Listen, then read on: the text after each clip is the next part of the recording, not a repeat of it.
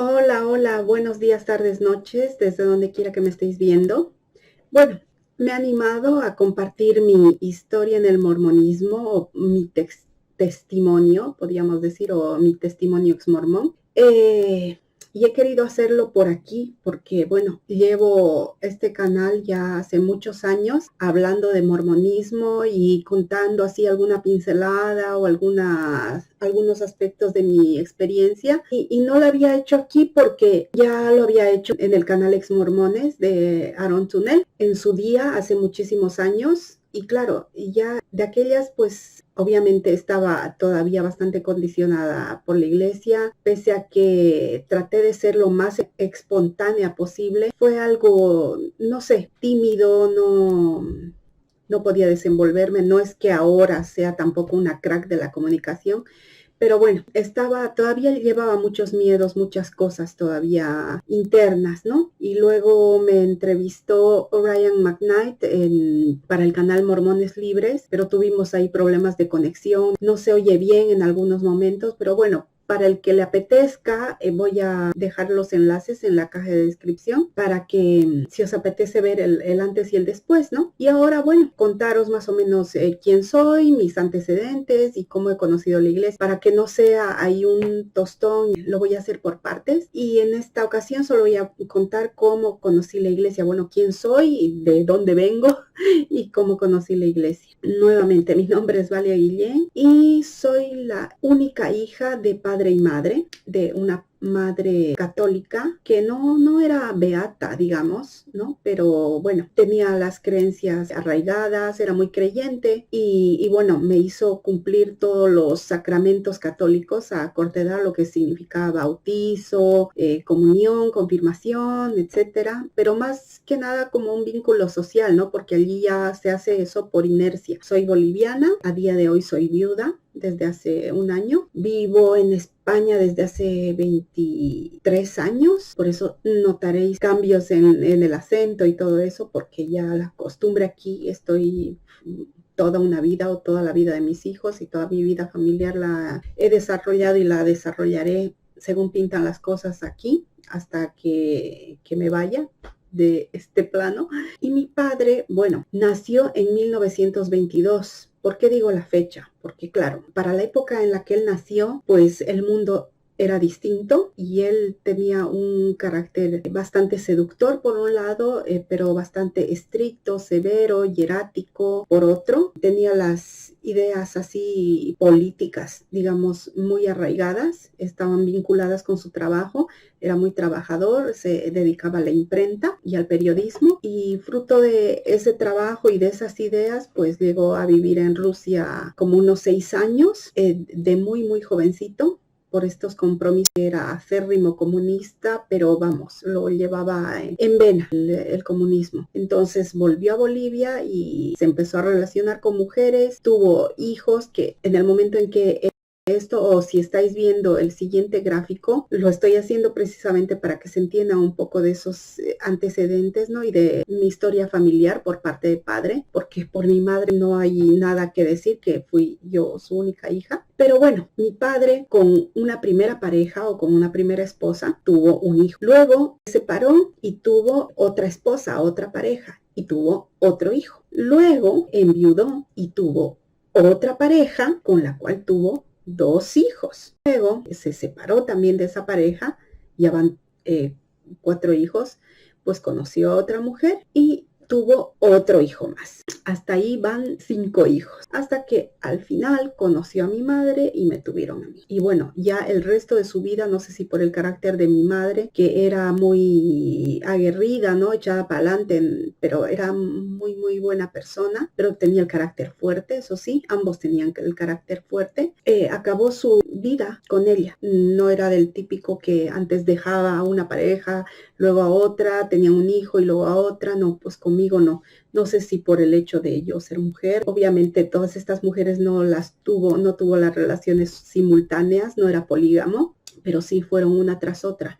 Y tan arraigada tenía sus ideas políticas, sus ideales y las historias, ¿no?, que él llevaba consigo, que todos mis medios hermanos y yo tenemos nombres rusos. Pero bueno, fruto de esto, pues lo poco que tengo para comentar es que tuve una infancia relativamente normal. Era muy mimada por mi madre, era su niña dorada, y mi padre, bueno, sí que me tenía un afecto especial, ¿no? Tal vez por ser mujer, pero bueno, recuerdo algún episodio de maltrato físico, pero nada que me haya traumatizado así de manera grave. Y lo que sí me acuerdo, tampoco al grado de llevar un trauma de por vida, pero sí que se nota mucho en los rasgos, fue el maltrato psicológico por parte de mi padre. Desde muy pequeña me condicionó mediante el miedo y la culpa muchísimo.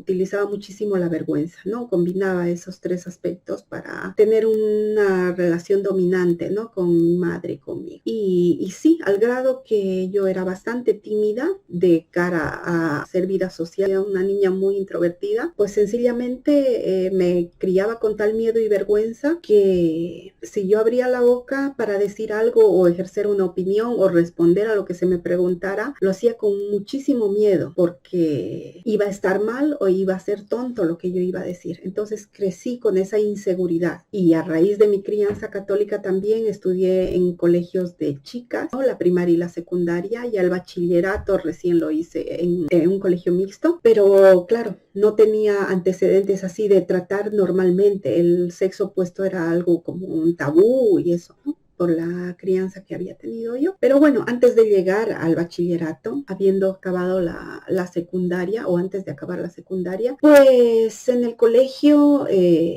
tenía que 14, 15 años. Salíamos con mis amigas y al frente del colegio había un parque con un kiosco y habían futbolines, y ahí estaban los misioneros, así muy diferentes, ¿no? Porque en Bolivia, bueno, para la época aquella, pues era raro ver extranjeros, o era muy poco común. Y bueno, sí que a mis amigas y a mí nos llamó la atención, ¿no? Es cuando se nos acercaron así todos súper cordiales, educados, pero con un desparpajo, así unas habilidades sociales que se les hacía muy fácil acercarse a la gente, y ellos estaban jugando al futbolín. Y nosotras, bueno, estábamos ahí con las papas fritas, y bueno, se nos acercaron y se presentaron súper amables, súper educados, y lógicamente con la intención de conseguir una cita para empezar a darnos las charlas. Y yo antes de eso, pues sí tenía algunos antecedentes de lo que eran los mormones. ¿Y por qué? Y viene a colación también el haber comentado estos antecedentes que os comento de mi familia paterna, pero ya encontraré la conexión más adelante para contároslo. Pero sí,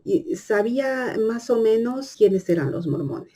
Tenía así una leve referencia. Sabía que era una religión cristiana norteamericana. Tampoco sabía mucho más, pero esa es la referencia que tenía. Y bueno, como mi padre era súper machista, bueno, controlador, celoso, y más con su única hija mujer, pues lógicamente para mí no fue, vamos, nada cómodo decirles a los misioneros que vinieran a mi casa. Entonces quedamos en la casa de una de mis amigas, pero bueno, empezamos ahí con las charlas y empecé a conocer el evangelio, las bases, todos los fundamentos de lo que es la religión mormona, José Smith, la primera visión, bueno, lo típico. Entonces, pues me resultó el discurso bastante plausible. Ellos, como estaban segurísimos de su fe, me dijeron, bueno, si tú quieres ir porque nosotros no obligamos a nadie, si quieres ir a visitar otras iglesias, puedes visitar a las que quieras, comparar, y todos segurísimos, ¿no? Y también era una época en la que se realizaban muchísimos bautismos. La iglesia Sud en Bolivia, de donde soy, era muy, muy numerosa, de capillas realmente rebosantes. Estoy hablando de los años 80, porque fui miembro de la iglesia del 84 hasta el 2014. Bueno, son 30 años en los que han pasado muchas cosas. No siempre he estado activa, pero bueno, eso ya lo contaré más adelante. El caso es que efectivamente, pues, ¿por qué no? Me animé a visitar un salón del reino de los testigos de Jehová, y bueno, también me gustó y eran también muy amables, ¿no? Para recibirte en su iglesia. No eran tan reticentes como son ahora, más es una comunidad más cerrada. Antes era más abierta a la sociedad. Me imagino que también para captar adeptos, pero me sentí cómoda. El caso es que no volví. Les faltaba algo. Les faltaba el libro de Mormón, claro. Entonces los mormones tenían el evangelio completo, la revelación y todo. Era lo que más me cuadraba. Luego en Bolivia hay muchos centros educativos que tienen los adventistas del séptimo día, tienen muchos colegios desperdigados por ciudades bolivianas y bueno, también me animé a visitarlos, pero también como que me quedé con un sabor a poco y además que fueron visitas súper superficiales, sin meterme de lleno y nada, nadie me estaba dando charlas, por otro lado, ni mucho menos se acercaban a las charlas que me daban los misioneros, entonces la comparación lógicamente iba a declinar a que yo me asomara por ellos y sí, también veía el mismo catolicismo del que yo estaba siendo practicante superficialmente como algo muy light, como poco comprometido, entonces claro, yo lógicamente era bastante creyente, ¿no? Y eso que mi padre era ateo, ateísimo, ateo militante, casi el tema religión no se hablaba. Y eso que él, para conmigo, hasta cierto punto sí llegó a ser súper respetuoso en ese sentido. El caso es que según nos iban dando las charlas, y bueno, decidí bautizarme. De mi grupo de amigas fui la única que se bautizó en aquel entonces y bueno, empecé a asistir a la iglesia con regularidad. Pero aquí hay una historia súper curiosa, por no decir así, que llama muchísimo la atención, que es que me hace gracia recordarlo y contarlo, y eso que lo he contado muchísimas veces, ¿no? Entre mi círculo de amigos mormones y exmormones. Una semana antes de bautizarme, fui a hacer a la entrevista con un elder en otro barrio y él llenaba la boleta y todo para supuestamente enviar todos mis datos personales a la central, a Utah y demás. Y este elder, que era muy diferente a mí físicamente, pues me pregunta, ¿cuál es tu nombre? Le digo, Valia Guillén. Y se queda así, me dice, pues no conocerás Guillén. Digo, sí, es mi padre, es mi papá. Y dice, pues es el mío también. Mi nombre es fulano Guillén. Y yo plop, quedé como que... Y bueno, no sé si él lo sabía, si me hizo llamar, porque yo no pintaba nada en esa otra capilla porque era en otro barrio que no me correspondía. Si fue a propósito, nunca lo supe, pero... eso pasó, no sé si fue su forma de presentarse ante mí y esos eran los hermanos del tercer matrimonio de mi padre que eran mormones. De ahí yo conocía las referencias de la iglesia mormona porque sabía que mi padre tenía más hijos, que yo tenía medios hermanos, aunque no me crié con ninguno de ellos, pero que dos eran mormones. Y digo, el mundo es un pañuelo porque podían haber sido adventistas, testigos de Jehová, lo que quieran, pero es que eran justamente mormones. Entre todas las religiones que había en aquellas épocas, para los años 80 estaba saturado de agrupaciones, bueno, como ahora, pero ya no estoy tanto al tanto, justo mormones. Y yo que sin tener ninguna relación con ellos, nada, voy y me bautizo en la iglesia mormona. Bueno, fue un momento de shock, eso de conocernos, por lo menos para mí, me quedé así atónita. Ya relacioné que ese era uno de los hijos de mi padre que era mormón, el que me estaba entrevistando, y quedé en shock. Pero luego no fue algo que nos uniera. Es más, luego ya más adelante pasó a ser algo de conflicto existencial para mí, porque con lo de las familias eternas, con quién se iba a quedar mi padre, si se iba a quedar, cómo íbamos a estar, ¿no? Porque yo creía en la vida después de la muerte. Bueno, de eso hablaremos mucho más adelante, pero claro, cómo iba a quedar ese panorama, ¿no? De esta familia atípica, digamos, cómo íbamos a quedar así nosotros en el más allá, en el reino donde nos correspondiera estar, cómo iba a quedar nuestra familia. Era una situación súper confusa para mí. Siempre me comía la cabeza pensando en eso. Menos mal que lo conocía uno de mis hermanos en la iglesia, podía haberlo conocido en otro lado. Las cosas que no se sabe por dónde van, nada, me enteré de la existencia de este medio hermano en la iglesia, que es la anécdota más curiosa que tengo para contar de mi ingreso en la iglesia. Después contar que fui como toda oveja de aquel tiempo, no logré bautizar a mis padres, no logré hacer que se bautizaran. Y otra cosa, me bauticé sin autorización de mi padre, porque tengo aquí mi certificado de bautismo y no está la firma de mi padre. Y yo, claro, como esto es de hace casi 40 años, pues pocos recuerdos tenía, pero ahora me acuerdo que mi padre nunca firmó, pero bueno, también he conocido mucha gente joven, muchos niños, no niños pequeños, pero niños y adolescentes que se han bautizado en las mismas circunstancias que yo, y bueno, siempre nos hemos considerado miembros de la iglesia. De hecho, los llamamientos, todo lo que sigue, mujeres jóvenes y reuniones y todo lo que suelo contar en mis vídeos, pues todo fue transcurriendo normalmente, pero aún así no logré que mi padre creyera siquiera en Dios. Mi madre me respetaba, pero no estaba mucho menos para cambiar de bando, por decir así. Fue algo muy típico, se podía decir, para la época. Pero aparte de ser típico, era a la vez atípico, ¿no? Porque para encajar en el molde mormón uno tiene que cumplir con muchas cosas y yo, pues lógicamente, no tenía toda mi familia en la iglesia. Tenía en otro barrio estos dos medios hermanos que también eran miembros. Y bueno, en cuanto a lo que se refiere a doctrina y todo eso, sí que habían cosas que sí me chocaban. Me chocaban, pero no al grado de querer investigar y todo. Y es más, recuerdo que una amiga de mi madre, que era testigo de Jehová, nos dio un folleto que hablaba en contra de la iglesia. Y habían, igual que los fabricantes de dioses, una mezcla. En el folleto habían verdades y mentiras. Y cosas que yo, lógicamente, por la poca formación en doctrina profunda, porque solo me quedaba en la leche, nunca llegué a probar la carne en conocimiento, entonces, para lo joven que era, y entonces la única manera de aclararme esas dudas y esas cosas que decían de la iglesia en el folleto, me decían, pues muéstrale a uno de tus líderes, ¿no? Al obispo o algo, y dicho y hecho, fui donde el obispo y le di el folleto, lo ojeó así y me dijo, esto es basura, es que no creas nada, y lo hizo 1000 pedazos, y me quedé como, ¿qué? O sea, lo primero que pensé es qué vergüenza con la amiga de mi mamá que me va a pedir el folleto y lógicamente me va a preguntar qué me ha contestado, ¿no? Y encima de lo vergonzosa que era yo, sí que me metió así en un aprieto para lo que se dice, se puede decir para aquella época, pero sí que me quedé así un poco como no pudo solventar las incongruencias que exponía el folleto. Y por otro lado también pensaba, cuánta fe, ¿no? Cuánta seguridad como para desechar y decir ni molestarse en eso. No sabía cómo interpretar la actitud de ese obispo. Pero bueno, eso pasó sin pena ni gloria. Yo seguí ahí. Luego, en cuanto al tema que siempre nos inculcan, ¿no? Que la virginidad, que no a la pornografía, que el virtuosismo, y bueno, y las maneras y los modales y todo eso, pues nada, para las épocas en los años 80, pues muy practicante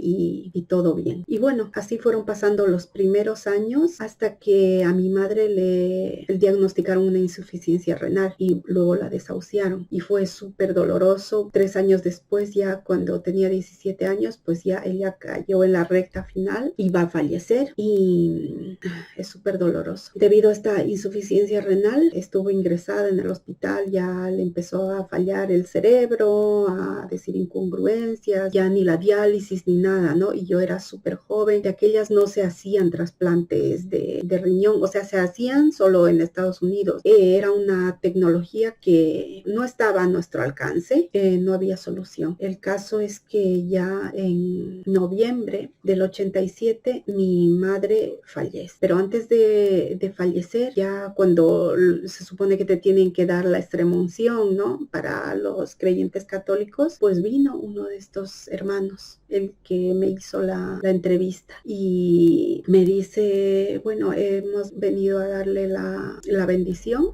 a tu madre, y entró y le hicieron la imposición de manos y bueno, yo estaba deshecha. El caso es que falleció y muy mal. Y luego de esa experiencia así tan dolorosa y de haber visto a mi hermano y todo, no sé, como que ahí fue tal vez el principio, ¿no? De flaquear en mi fe, no solo que yo eso lo tenía muy en el subconsciente o en el inconsciente más profundo, porque cuando lo hablaba en la capilla y todo, pues lógicamente hablábamos de los milagros, del poder de la oración, de la fe y todo. Y los últimos meses de vida de mi madre, bueno, no hacía más que orar,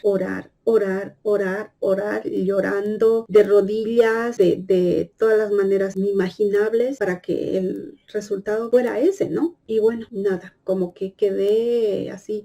No supuso una decepción en sí, o tal vez sí, pero estaba tan muy profunda, porque yo no la exterioricé. Y de hecho, pues seguí en la iglesia con mis creencias, con mis prácticas, todo. No podía decir que me sentí defraudada, ¿no? Por Dios o algo así. No podía exteriorizar tal vez ese pensamiento que tenía muy profundo. Y luego, bueno, con el tiempo, pues fue apareciendo la resignación, el dolor, lógicamente hasta el día de hoy no desaparece ni desaparecerá. La resignación sí, pero claro, a uno siempre le hace falta la madre, ¿no? Para cierta guía en pasos y decisiones que tomar en la vida, aunque sé que uno los tiene que hacer por sí mismos, pero sí que me ha hecho y me hace mucha falta mi madre. Y bueno, ya para la próxima, contar un poco el trauma que supuso el amor y el desamor con un miembro de la iglesia, que es una historia así medio escabrosilla, pero bueno, que sí que